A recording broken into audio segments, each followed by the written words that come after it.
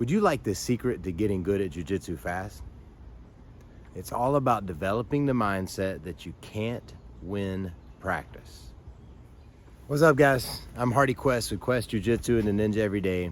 And in this video, I want to answer a couple of questions. One, what do I mean when I say you can't win practice? Two, why do some people continue to continuously improve in their jiu-jitsu while other people stagnate or plateau? And three, what sort of mindset changes can you make in your practice on the mats in order to ramp up your development and your skill improvement in jiu-jitsu?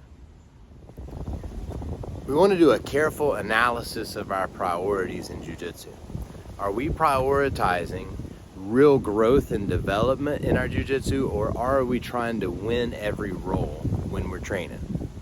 If your focus is trying to win every roll, you're going to limit yourself to the techniques that you know are going to work. You're going to work your A-game material, and there's a time and a place to work your A-game material. But if that's all that you work, your growth is going to be limited to only those areas. If you're good at arm bars and you keep working on improving your arm bars will continue to get better.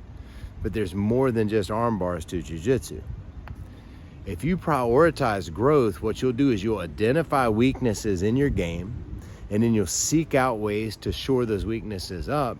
And if you do that aggressively, you're prioritizing growth over performance. Now, are you willing to push through the discomfort of failing at new techniques? And that's something you got to consider as you're trying to grow or trying to improve your jiu-jitsu, because as you implement new techniques, new strategies, new guards, new passing systems, things like that, you're inevitably going to fail. You're going to mess up, and that's part of the learning process. But it can have an effect on our ego if that guy that I normally can pass his guard and I'm trying this other new guard pass and it doesn't work. It could affect me. I could worry how this person sees me. I could worry about how that affects my personal image of myself. So you have to be pretty tough to be willing to identify the weaknesses and jump in feet first and try to improve the areas of your game that you may not be good at. We have to realize that relying on our best techniques is a trap. And we have to expand our game by utilizing unfamiliar and new strategies. You have to embrace failure as a stepping stone. You have to truly step outside your comfort zone in order to improve. Do you find yourself making the same mistakes over and over again? Or are you learning and making adjustments? And what are you learning from your toughest rounds? Now, all of this is not to say that you shouldn't sharpen your best techniques. There is a time and place to work on your A game. For example, probably 1 out of every 5 times I'm on the mat, I try to roll with the mindset that I'm not gonna let my partner show me what they're good at. I'm not gonna let them get off the starting blocks. If they want to grip, I'm gonna break the grip. If they want to set up a certain position, I'm gonna deny that position. I'm gonna try to move to my best and strongest positions, and I'm gonna try to do the things that I want to do in the round. I'm gonna try to win the round quickly and decisively. If there's a competition coming up in that training cycle, you wanna work towards your strengths and you wanna train yourself to aim the game into the direction that suits you the best. You wanna make sure that your leverage is sharp, that your submissions are sharp, that your pressure is heavy. You wanna do all those things so that if you want to win, you can. But if you roll that way every time, again, you're gonna be limited. So what's the right balance between learning new skills and employing the skills that you have? My thought is 4 out of 5 training sessions should be dedicated to learning and implementing new skills and new techniques and shoring up ones that you aren't necessarily good at. And 1 out of every 5 is dedicated to using my techniques. I'm rolling for me. I want to make sure that my jiu-jitsu is sharp and staying sharp and getting sharper. All right, let's talk for a second about some practical steps to get the most out of each training session. 1, pay attention to what's being shown in the class. Learn those details, and if your instructor's providing an opportunity to do a deep dive into a specific position or scenario, embrace that and try to stay on task with it. 2, try that in live rolling. So if you learned a Kimura in class, hunt Kimuras when you're rolling. If you're working a certain type of guard pass, try to get in positions in class, and your instructor will likely set up a scenario so that you have the opportunity to practice that. But again, embrace that opportunity to practice and reinforce the lessons from the class structure itself. Number 3, do your homework.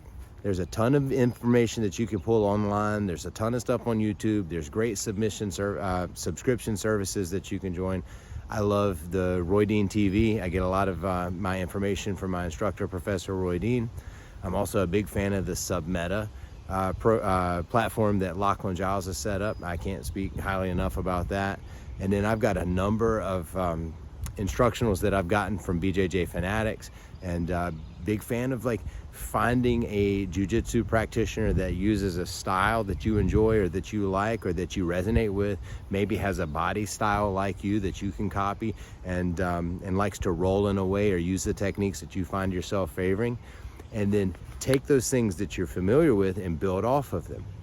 There's 5 areas in jiu-jitsu that you want to have something at the top of mind ready to work on. You want to have some strong takedown skills, so you want to have a takedown in mind. So if there's a takedown opportunity in class, you've got something you can train. You need some guard passing things at top of mind. You need a guard pass technique or guard pass system at top of mind and ready to use. You need some attacks from the top. So should you find yourself in a mount or side control, you want some attack techniques or systems that you can employ. You want some attack techniques or systems from the bottom. So if you're in a guard on your back, you want some sweeps and you want some submissions you can throw. I typically say you pick a type of guard and try to play that for a while. For example, pick butterfly guard and just work the butterfly guard sweeps and submissions until you feel like you've got it and you can transition into something else.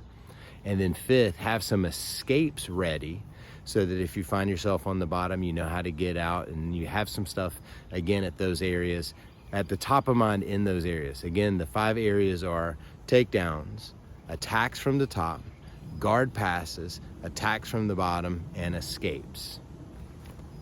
The next tip to get the most out of the class is come to class with some questions, preferably about the stuff that your instructor has been working on with you, so that you're hitting him while he's fresh, or hitting them while they are fresh on it, while those things are fresh in their mind, and they're going to give you the best, probably most thought through answer from there. So come to class with a question, and then figure out how you're going to measure your progress. And this is kind of tricky, right? If you can measure, like, all right, I tapped this guy last week, but he tapped me this week, that's hit or miss and may or may not be an accurate measurement. So are you successful in employing these techniques or strategies? Is your game actually filling out and developing in a way that you can attribute to the intentional practice that you're employing? All right, in conclusion, the real victory in martial arts is the development of oneself. It's great to be able to defend yourself. It's great to get in shape and all of that. But martial arts, if you allow it, will be one of the best vehicles that you can use to develop yourself as a person. And there's a few questions you got to ask yourself as you're doing this. Are you truly developing yourself?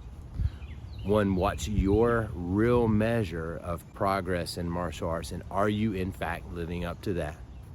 Number 2, are you willing to lose some battles on the mat in order to win the war in competition and in life?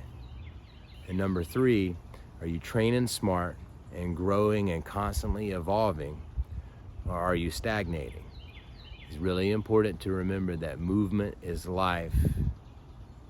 And anytime that you're not making progress, you're regressing, because we all have a limited amount of time on this earth. All right, friends, until next time, see you on the mat.